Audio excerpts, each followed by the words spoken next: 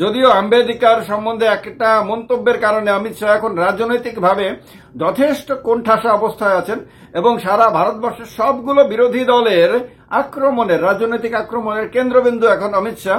তিনি পদত্যাগ করবেন কি করবেন না সেটা নিয়েও আলোচনা হচ্ছে, তিনি ক্ষমা চাইবেন কি চাইবেন না সেটা নিয়েও আলোচনা হচ্ছে। তার কারণে বিজেপি কতটুকু অস্বস্তিতে পড়েছে তা নিয়ে পরিমাপ করার চেষ্টা হচ্ছে।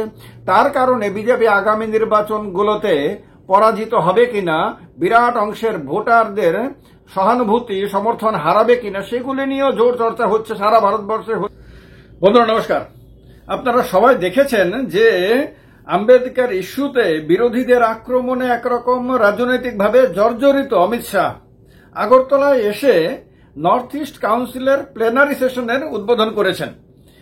এই অনুষ্ঠানে আপনারা দেখেছেন যে পশ্চিমবঙ্গ থেকে বিজেপির প্রদেশ সভাপতি সুকান্ত মজুমদারও এসেছেন, তাকেও আসতে দেখেছেন আপনারা, পার্টিসিপেট করতে দেখেছেন।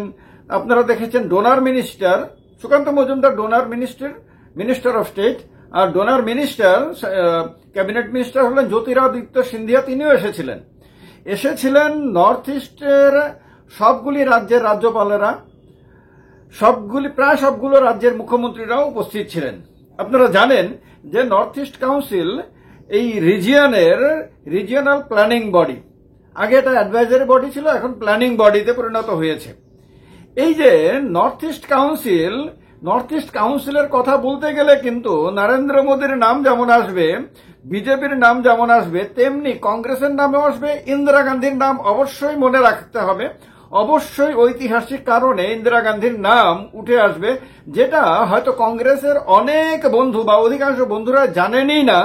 তার কারণে ভিডিওটা ভালো করে শুনবেন, দেখবেন, না হলে অনেক অজানা জিনিস জানতে পারবেন না।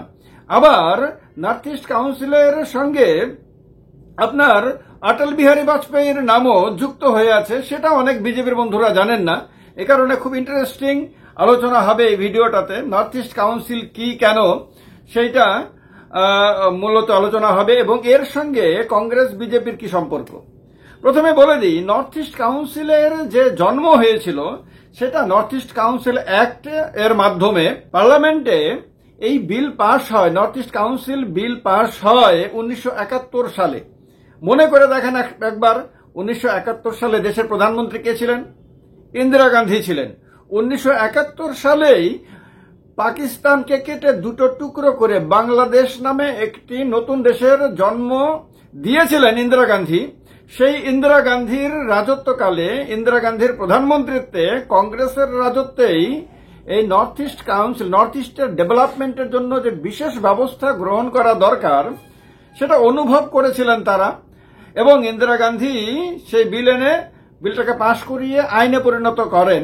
1971 সালে বিলটি আইনে পরিণত হয়, আর 1972 সালে নর্থ ইস্ট কাউন্সিল আনুষ্ঠানিকভাবে যাত্রা শুরু করে। তো সুতরাং ইন্দিরা গান্ধীর নাম এক্ষেত্রে ওতপ্রোতভাবে যুক্ত রয়েছে। এই নামটাকে এখানে নর্থ ইস্ট কাউন্সিল থেকে সরানোর মতো সুযোগ আপনাদের কারুর নাই। তো সুতরাং কংগ্রেসের বন্ধুরা যারা এটা জানতেন না, তারা এটা মাথায় রাখবেন, নর্থ ইস্ট কাউন্সিলের প্রতিষ্ঠা ইন্দিরা গান্ধী করেছিলেন, কংগ্রেসের রাজত্বকালে হয়েছিল। এবার প্রথমে বলে দিই যে ইন্দিরা গান্ধীর যখন নর্থ ইস্ট কাউন্সিল শুরু করেন তখন নর্থ ইস্ট কাউন্সিলের 7টি রাজ্য যুক্ত ছিল। তার মধ্যে ত্রিপুরা, মণিপুর, মেঘালয়, নাগাল্যান্ড, মিজোরাম, আসাম এবং অরুণাচল প্রদেশ। এই কারণে 7 রাজ্যের নর্থ ইস্ট বলা হতো সবসময়। অটল বিহারী বাজপেয়ীর নাম আসবে এবার। অটল বিহারী বাজপেয়ী যখন এনডিএ সরকারের প্রধানমন্ত্রী ছিলেন তখন 2002 সালে তিনি এতে একটু সংশোধনী করে তিনি সিকিমকে যুক্ত করেন। এর আগে পর্যন্ত সিকিম কিন্তু নর্থ ইস্ট কাউন্সিলের সদস্য ছিল না, কিন্তু তখন পর্যন্ত 7 বোন বলা হতো নর্থ ইস্টের। এই অটল বিহারী বাজপেয়ী রাজত্বকালেই কেন্দ্রীয় সরকারে একটা নতুন মিনিস্ট্রি গঠন করা হয়। নর্থ ইস্ট কাউন্সিলের জন্মদাতা ইন্দিরা গান্ধী, এটা তো বলেছি আপনাদেরকে। কিন্তু ডোনার মিনিস্ট্রির নাম আপনারা খুব শুনে থাকবেন, donor ministry of donor.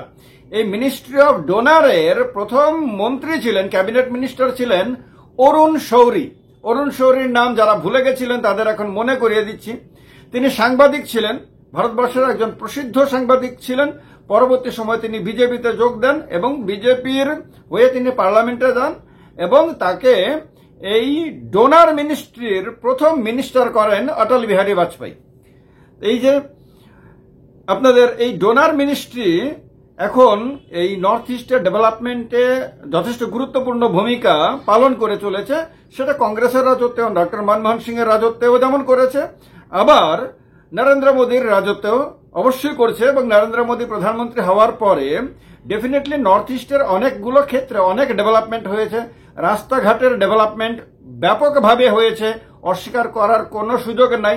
Narendra মোদীর রাজত্বকালে ইন্টারনেট কমিউনিকেশনে নর্থ ইস্ট ব্যাপকভাবে লাভবান হয়েছে, কোনো সন্দেহ নাই। রেলওয়ে কানেক্টিভিটি অনেক বেড়েছে নরেন্দ্র মোদীর সময়ে। তারপর এয়ার কানেক্টিভিটি মানে বিমান যোগাযোগের ক্ষেত্রে মানে অনেক বেশি লাভবান হয়েছে নর্থ ইস্টের রাজ্যগুলো।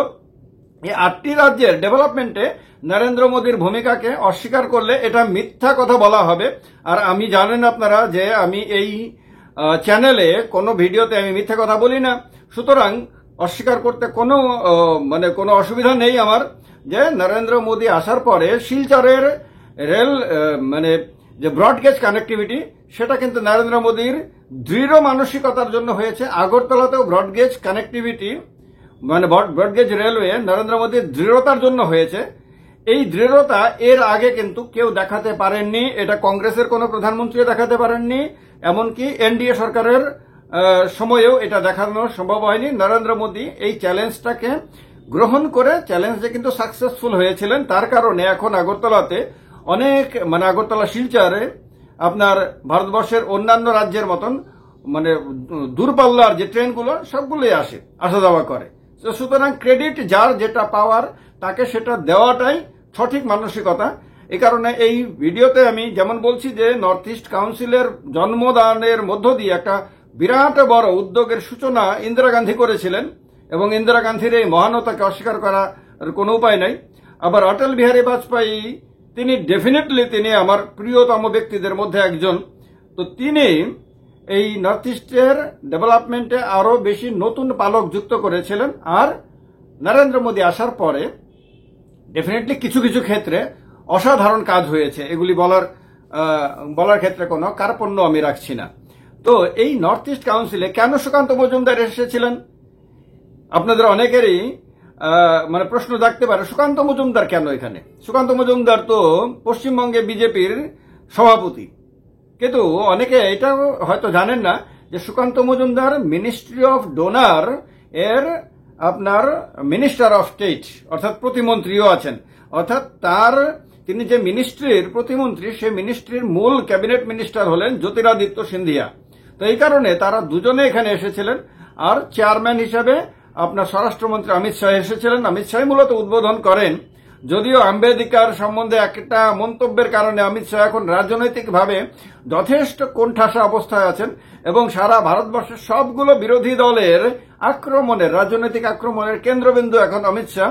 তিনি পদত্যাগ করবেন কি করবেন না সেটা নিয়েও আলোচনা হচ্ছে, তিনি ক্ষমা চাইবেন কি চাইবেন না সেটা নিয়েও আলোচনা হচ্ছে। তার কারণে বিজেপি কতটুকু অস্বস্তিতে পড়েছে তা নিয়ে পরিমাপ করার চেষ্টা হচ্ছে।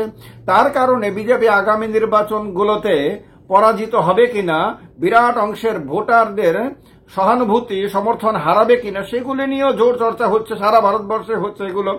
সেই অমিত শাহ আগরতলায় এসে এতে অংশগ্রহণ করেছিলেন এবং নর্থ ইস্টের সবগুলো রাজ্যেই আপনারা রাজ্যপাল এবং মুখ্যমন্ত্রীদেরকে আপনারা প্লেনারি সেশনে অংশ নিতে দেখেছেন আপনারা। এবং সেখানে মূলত পরিকাঠামোগত উন্নয়নের বিভিন্ন দিক নিয়ে আলোচনা হয়, পরিকল্পনা করা হয় এবং সেই অনুযায়ী আগামী দিনগুলোতে সেখানে কাজ করা হয়। নর্থ ইস্ট কাউন্সিলের অনেকগুলো প্রজেক্ট থাকে, বিভিন্ন রাজ্যে সেই প্রজেক্টগুলো ছড়িয়ে রয়েছে। সুতরাং ডেভেলপমেন্টের দিক থেকে এর গুরুত্ব অসাধারণ, অপরিসীম। এবং এর যে হেডকোয়ার্টার কিন্তু গৌহাটিতে না, এর হেডকোয়ার্টার হলো আপনার মেঘালয়ের রাজধানী শিলংয়ে। এই শিলংয়ে শুরু থেকে নর্থ ইস্ট কাউন্সিল বা এনইসি সংক্ষেপে যারা বলেন এনইসি, এই এনইসির হেডকোয়ার্টার রয়েছে। তো সেই দিক থেকে খুব ইম্পর্টেন্ট এই নর্থ ইস্টের ডেভেলপমেন্টে। এবং রাজনৈতিকভাবেও বিশেষ গুরুত্বপূর্ণ। নর্থ ইস্ট কাউন্সিলকে ব্যবহার করে এক একটা রাজনৈতিক দল যারা কেন্দ্রে যখনই ক্ষমতা থাকে তারা চেষ্টা করে নিজেদের জনপ্রিয়তা বাড়ানোর, নর্থ ইস্টের মানুষের দৃষ্টি আকৃষ্ট করার, তাদের সহানুভূতি এবং সমর্থন আদায় করার। এই কাজটা অতীতে কংগ্রেসও করেছে। বিভিন্ন প্রজেক্টগুলো রূপায়ণের মধ্য দিয়ে কংগ্রেস মানুষকে এটা বোঝানোর চেষ্টা করেছে যে আপনার নর্থ ইস্টের জন্য তারা কতটা যত্নশীল, তারা কতটা ডেভেলপমেন্টের ব্যাপারে তারা উদ্যোগী। আর বিজেপি আসার পরে এই কাজটা অনেক ব্যাপকভাবে করছে। কিন্তু খারাপ দিকগুলো কিভাবে নর্থ ইস্টের মধ্যে আপনার হয়েছে তার একটা বড় উদাহরণ হলো মণিপুর। যে মণিপুর গত 1 বছরের বেশি সময় ধরে জ্বলছে, যে মণিপুরে জাতিগত দাঙ্গা ছড়িয়ে পড়েছে এবং সেই দাঙ্গা এখনো পর্যন্ত থেমেছে বলার কোনো সুযোগ নাই, যে দাঙ্গার কারণে অসংখ্য মানুষের প্রাণহানি হয়েছে, সেই দাঙ্গা আটকানোর ক্ষেত্রে কেন্দ্রের বিজেপি সরকার চরমতমভাবে ব্যর্থ। এবং লজ্জাজনক একটা ইতিহাস বিজেপির জন্য, নরেন্দ্র মোদীর সরকারের জন্য রচিত হয়েছে। নরেন্দ্র মোদী সারা পৃথিবীর ক্ষেত্রে তিনি বিরাট শক্তিশালী নেতা হিসেবে তুলে ধরেন, তার দল আহ্লাদে আটখানা হয়ে তুলে ধরেন। কিন্তু সেই নরেন্দ্র মোদী এই দীর্ঘ সময় ধরে মণিপুরের হিংসা দমন করতে ব্যর্থ হয়েছেন। তার প্রধানমন্ত্রীত্বে তিনি এই মণিপুরের হিংসাদীর্ণ মণিপুরে একটাবার যাওয়ার আপনার প্রয়োজনীয়তা অনুভব করেননি। ফলে তিনি যেমন নর্থ ইস্টের ডেভেলপমেন্টে অনেকগুলো কাজ করেছেন, তার জন্য তাকে প্রশংসা শুনতেই হবে, তার প্রশংসা করা উচিত। ঠিক তেমনি মণিপুরের ক্ষেত্রে তিনি চরমভাবে ব্যর্থ এখনো পর্যন্ত, এবং মণিপুরে তার ভূমিকা অত্যন্ত লজ্জাজনক, যার জন্য আগামী দিনে ইতিহাস বিজেপিকে বারবার প্রশ্ন করবে, মোদীকে প্রশ্ন করবে, মোদীর ভক্তদেরকেও প্রশ্ন করবে যে কেন ওই প্রয়োজনের দিনে দেশের প্রধানমন্ত্রী হিসেবে দেশের সমস্ত ক্ষমতার মূল কেন্দ্রবিন্দু হওয়া সত্ত্বেও তিনি মণিপুরের প্রতি তার দায়িত্ব ঠিকভাবে পালন করেননি। অমিত শাহকেও এই প্রশ্ন করবে, কারণ তিনি দেশের স্বরাষ্ট্রমন্ত্রী এই সময়কালে, তিনিও এই ক্ষেত্রে ব্যর্থ। ফলে যে সাফল্যের জন্য যেমন তারা প্রশংসার দাবিদার, ঠিক তেমনি ব্যর্থতার জন্য আগামী দিনে ইতিহাস তাদেরকে বারবার প্রশ্ন করবে। তো নর্থ ইস্ট কাউন্সিল সম্বন্ধে আমার মনে হয় আপনাদের মিনিমাম যে ইনফরমেশনগুলো সেগুলো আপনারা পেয়েছেন এবং আপনারা বুঝতে পারছেন নর্থ ইস্ট কাউন্সিলের অন্তর্গত সিকিম, মণিপুর, মিজোরাম, নাগাল্যান্ড, অরুণাচল প্রদেশ, আসাম, ত্রিপুরা, মেঘালয়, এই রাজ্যগুলো আপনার খুব গুরুত্বপূর্ণ। আর পশ্চিমবঙ্গের সঙ্গে এই রাজ্যগুলোর এই নর্থ ইস্ট কাউন্সিলের একটা বিশেষ সম্পর্ক রয়েছে, নর্থ ইস্ট রিজিয়নের একটা বিশেষ সম্পর্ক রয়েছে, কারণ বাকি ভারতবর্ষের সঙ্গে নর্থ ইস্টের যোগসূত্র হিসেবে পশ্চিমবঙ্গ রয়েছে। আপনারা চিকেন নেকের কথা শুনেছেন, চিকেন নেক, এই চিকেন নেক কিন্তু আসাম এবং আপনার পশ্চিমবঙ্গের মধ্যে একটা যোগসূত্র। তো এই চিকেন নেক অত্যন্ত স্পর্শকাতর একটা জায়গা, অত্যন্ত গুরুত্বপূর্ণ একটা জায়গা ভারতবর্ষের নিরাপত্তার দিক থেকে, উত্তর পূর্বাঞ্চলের নিরাপত্তার দিক থেকে চিকেন নেক অত্যন্ত গুরুত্বপূর্ণ। এই কারণে পশ্চিমবঙ্গের সঙ্গে নর্থ ইস্টের নিবিড় সম্পর্ক রয়েছে। আপনার প্রত্যেকটা রাজ্যের রাজধানী শহরের সঙ্গে আপনার কলকাতার সম্পর্কটা অনেক গভীর, অনেক নিবিড়। এ কারণে পশ্চিমবঙ্গের মানুষের যেমন দৃষ্টি থাকে নর্থ ইস্টের দিকে, নর্থ ইস্টের মানুষও তাকিয়ে থাকে পশ্চিমবঙ্গের দিকে। তো সুতরাং আমার মনে হয় বাংলা ভাষা যারা বোঝেন, যারা আমার ভিডিও নিয়মিত ভাবে দেখেন, তারা এই ভিডিওর মাধ্যমে খানিকটা হলেও উপকৃত হবেন। আপনাদের মতামতের ক্ষেত্রে অনেক বেশি দরকার, তাই কমেন্ট বক্সে কমেন্ট করে নিজেদের মতামত জানাবেন। ভিডিওটি ভালো লাগলে লাইক করবেন, শেয়ার করবেন। আর একটা কথা বলে দিই, এই চ্যানেলের ক্যাটাগরি চেঞ্জ করা হচ্ছে যাতে চ্যানেলটা আরো বেশি আকর্ষণীয় করা যায়, আপনাদের কাছে আরো অনেক ব্যাপক বিভিন্ন বিষয় নিয়ে আলোচনা করা যায়, তার কারণে ক্যাটাগরি চেঞ্জ করা হচ্ছে এই চ্যানেলে। এই ক্যাটাগরি চেঞ্জ করার কারণে হয়তো আপনাদের কাছে কিছুদিন ভিডিও রিকমেন্ডেশন নাও আসতে পারে। এই সময়টাতে আপনাদের কাছে আমার অনুরোধ যে ভিডিওগুলো যদি আপনাদের কাছে নাও আসে, নোটিফিকেশন যদি নাও পান, তাহলে চ্যানেলে ঢুকে চেক করে নেবেন। ভিডিও কিন্তু প্রত্যেক দিন আসবে, আমি জীবিত থাকলে ভিডিও আপনাদের কাছে আসবে প্রত্যেক দিন। সুতরাং প্রত্যেকটা দিন আপনারা নোটিফিকেশন না পেলেও চেক করে নেবেন চ্যানেলে ঢুকে। আর এই ক্যাটাগরি চেঞ্জ করার কারণে যদি কোনো সাময়িক কালের জন্য কোনো অসুবিধা হয়, সে অসুবিধায় আপনাদের সমর্থন, সহযোগিতা এবং আপনাদের সঙ্গ আমি চাইছি। আমার বিশ্বাস যারা আমাকে ভালোবাসেন, আমার ভিডিও নিয়মিতভাবে দেখেন, তারা সঙ্গে থাকবেন এই সময়টাতে। বিশেষ করে জয় হিন্দ, বন্দে মাতরম।